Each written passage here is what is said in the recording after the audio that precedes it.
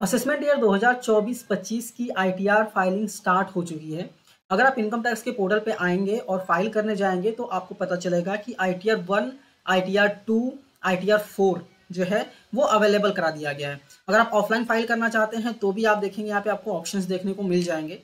मैं यहाँ पे अगर टाइप सेलेक्ट करूँ तो यहाँ पे आईटीआर 1, 2 एंड 4 अवेलेबल हो गया है, आप फाइल कर सकते हैं। अगर आप ऑनलाइन मोड में भी करना चाहते हैं तो भी आईटीआर 1, 2 और 4 अवेलेबल हो गया है, आप फाइल कर सकते हैं।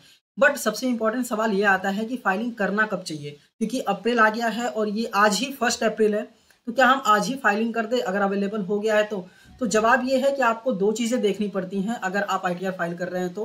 पहला आपका एआईएस एंड दूसरा आपका 26 एएस। ठीक है, अगर आपका कुछ टीडीएस नहीं कटता है, मान लीजिए एग्जाम्पल लेते हैं कि आप सैलरीड पर्सन हैं, आपका इनकम 5 लाख से कम है, कोई भी टीडीएस नहीं कटता है, आप कोई शेयर्स में ट्रेडिंग नहीं करते हैं, कुछ भी नहीं करते हैं, सिर्फ सैलरी इनकम है जो कि 5 लाख से कम है और कोई भी टीडीएस नहीं करता है। ठीक है, तो अगर आपके केस में कोई टीडीएस वाला चक्कर नहीं है, कोई एसएफटी वाला चक्कर नहीं है, तो आप सीधा फाइलिंग कर सकते हैं, कोई भी दिक्कत नहीं है।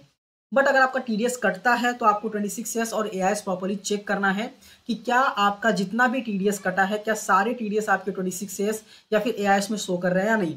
अभी सवाल ये आता है कि एआईएस कैसे चेक करते हैं। तो जैसे आप इनकम टैक्स पोर्टल पर लॉगिन करेंगे, एआईएस का ऑप्शन आपको यहाँ पे देखने को मिल जाता है। एआईएस पे क्लिक करके आपको प्रोसीड पे क्लिक कर देना है। प्रोसीड करने के बाद आप जैसे ही यहाँ पे एआईएस में आएंगे तो यहाँ पे देखेंगे कि आपका डिविडेंड इनकम है। एग्जांपल लेते हैं, डिविडेंड इनकम दिख रहा है और विनिंग फ्रॉम गेम्स दिख रहा है। ठीक है, अभी विनिंग फ्रॉम गेम्स यहाँ पे 1,70,000 दिख रहा है।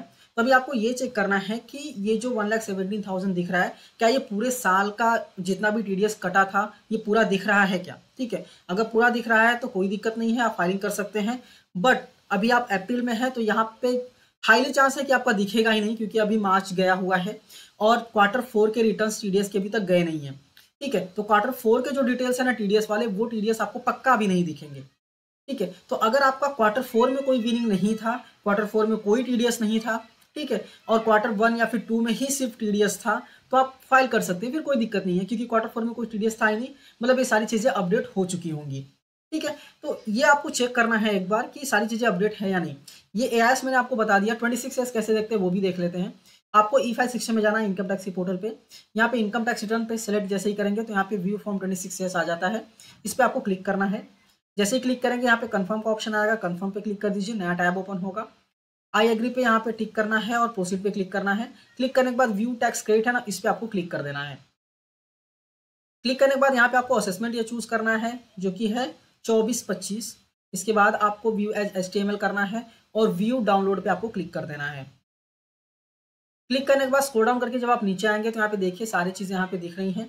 ठीक है, अगर हम गेम्स में देखें तो यहाँ पे देख सकते हैं कि जो भी विनिंग्स हुई हैं वो अप्रैल में और जून के महीने में ही हुई हैं, उसके बाद कोई विनिंग्स वगैरह हुई नहीं है। ठीक है, तो यहाँ पे हम ये कह सकते हैं कि फर्स्ट क्वार्टर या सेकंड क्वार्टर में ही विनिंग हुई है, उसके बाद कोई विनिंग नहीं हुई है, तो हम ये समझ सकते हैं कि अब कोई टीडीएस अपडेट होना ही नहीं है।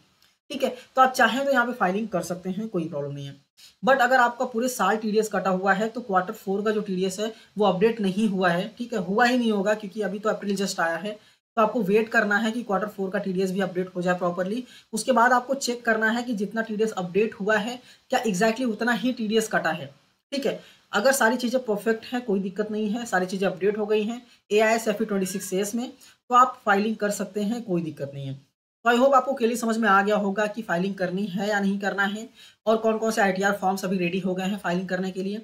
ये वीडियो पसंद आई है, समझ में आई है तो इस वीडियो को लाइक कीजिए, अपने दोस्तों के साथ भी शेयर कीजिए जो आईटीआर फाइलिंग करने का सोच रहे हैं अभी। और अगर आप चैनल पर नए हैं, चैनल को सब्सक्राइब करना मत भूलिए। मिलते हैं नेक्स्ट वीडियो में। Thank you for watching and all the best.